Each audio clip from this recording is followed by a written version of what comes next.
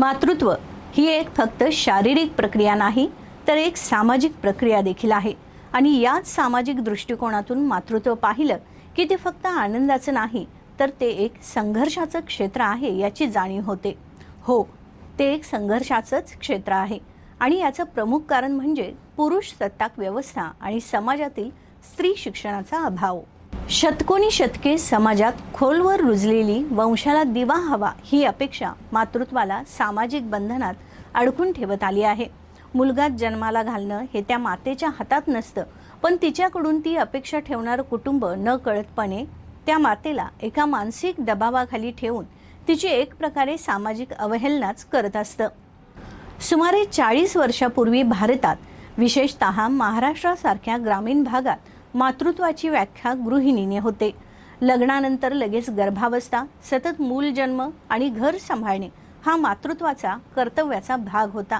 मुलांची संख्या 4-5 पर्यंत असायची आणि माता ही फक्त आई म्हणूनच ओळखली जायची.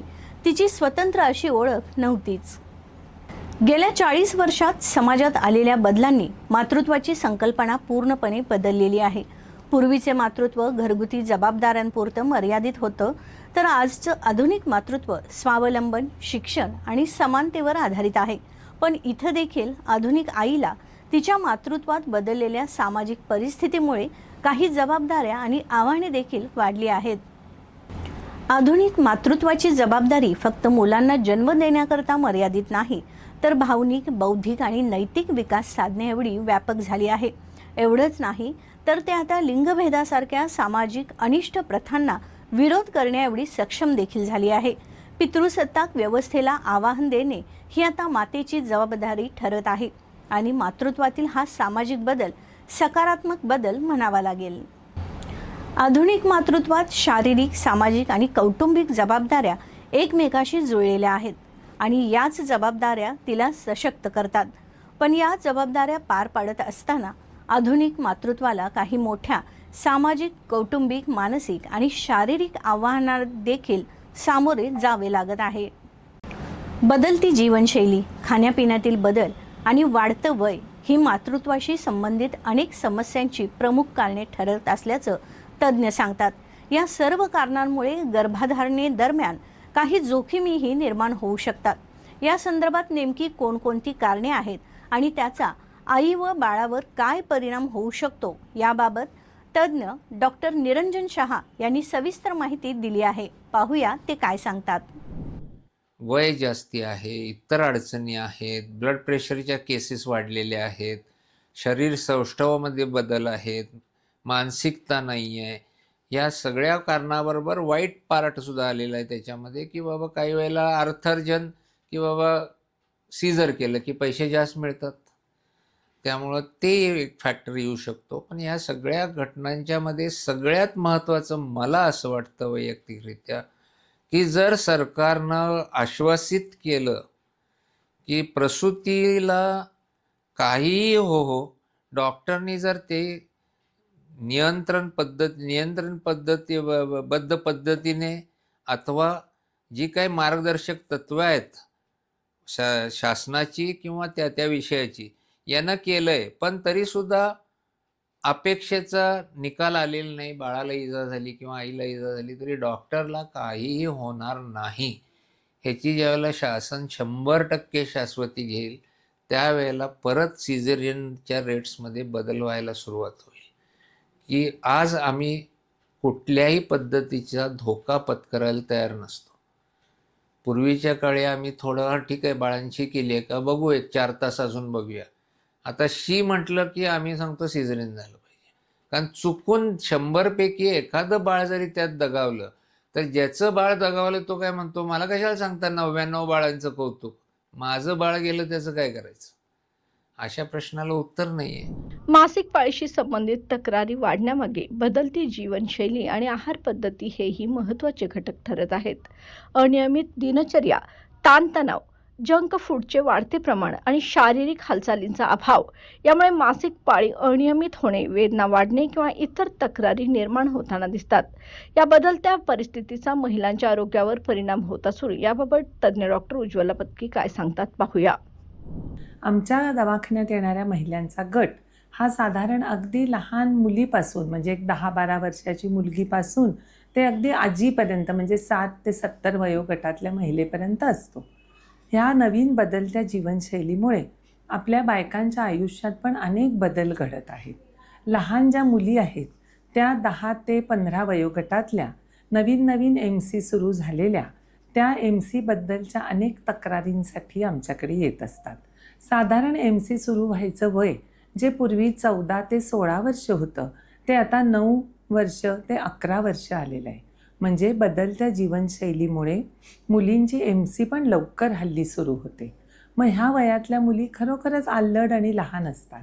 त्यामुळे त्यांच्या समस्या घेऊन त्यांचे आईवडील आमच्याकडे येत असतात. आता लवकर MC येण्याचं कारण काय? तर बदलती जीवनशैली, आहारातला बदल आणि TV व इलेक्ट्रॉनिक मीडियाचं खूप बघणं, त्यामुळे होणारं लैंगिक प्रोत्साहन अशा अनेक गोष्टींमुळं हल्ली MC लवकर यायला लागली आहे. त्यामुळे ह्या नवीन MC सुरू झालेल्या छोट्या मुलींना आम्ही त्यांच्यासाठी स्वच्छता, आहार आणि बाकीची इतर काळजी तसेच बाकीचं समुपदेशन असा सर्व सल्ला देत असतो.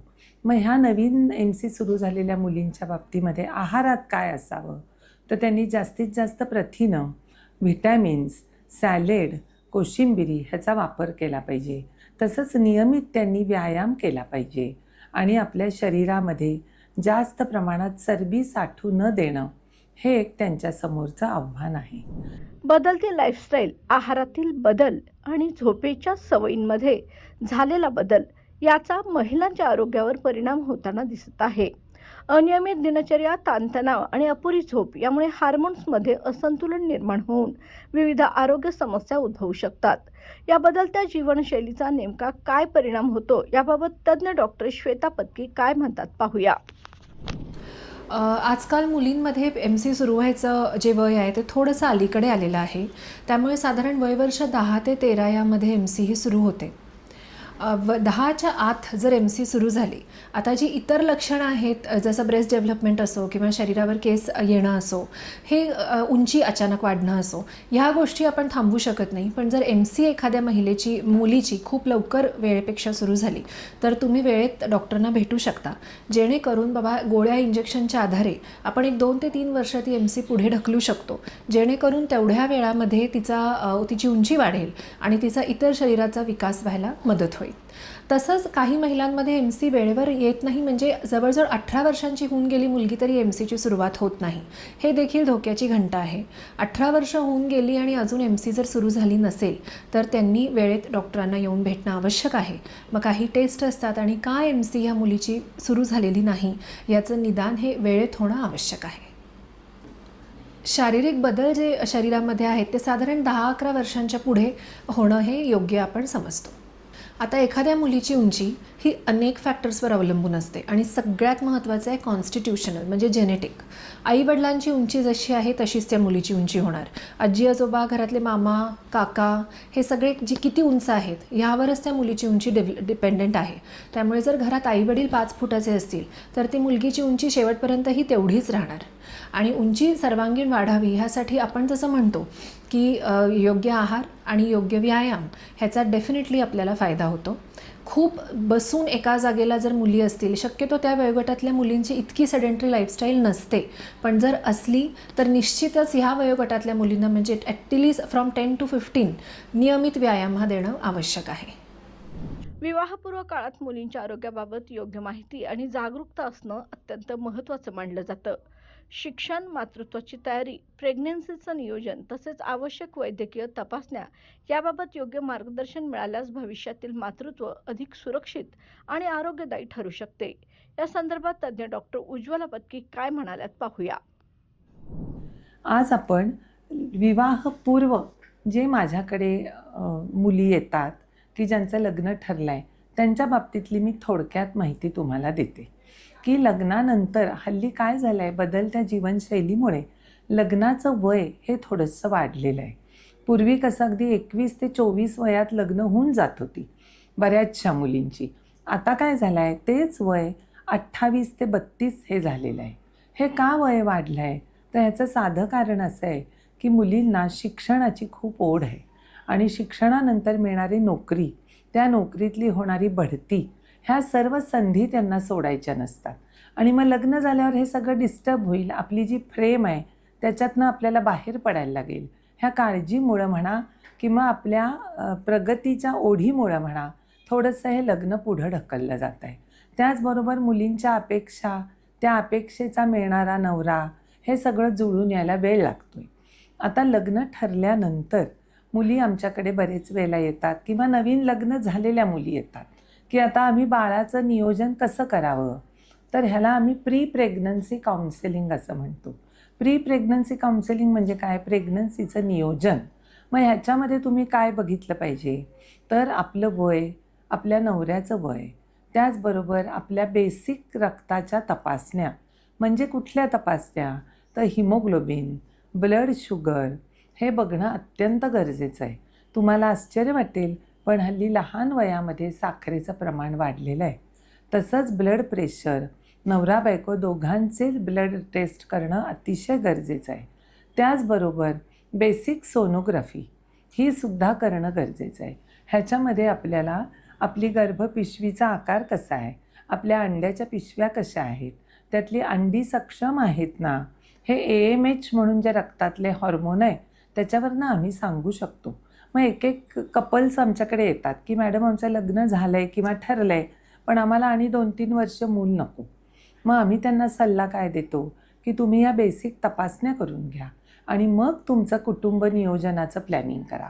नंतर 3 वर्षांनी असं वाटायला नको की अरे हे आधी माहिती असतं तर लवकर आपण गर्भधारणेचा चान्स घेतला असता, असं नंतर आपल्याला वाईट वाटायला नको. ह्यासाठी तुम्ही बेसिक तपासण्या म्हणजे कुठल्या? नवरा बायकोचं रक्त, मिसेसची म्हणजे बायकोची सोनोग्राफी, AMHचं प्रमाण आणि हॉर्मोनल लेव्हल्स, ह्या गोष्टी केल्याशिवाय तुम्ही डॉक्टरांना भेटल्याशिवाय फॅमिली प्लॅनिंगचा परस्पर सल्ला करू नका. त्याचबरोबर फॅमिली प्लॅनिंगच्या ज्या पद्धती आहेत त्या नवीन लग्न झालेल्या जोडप्याला कुठली सेफ आहे त्या दृष्टीने तुम्ही नियोजन करा आणि फार पण उशीर करून नंतर आपल्याला वाईट वाटण्यापेक्षा योग्य वेळी प्रेग्नन्सीचं प्लॅनिंग करा. त्यासाठी आपल्या हॉस्पिटलला भेट द्या, आम्ही आपल्याला अवश्य मार्गदर्शन करू.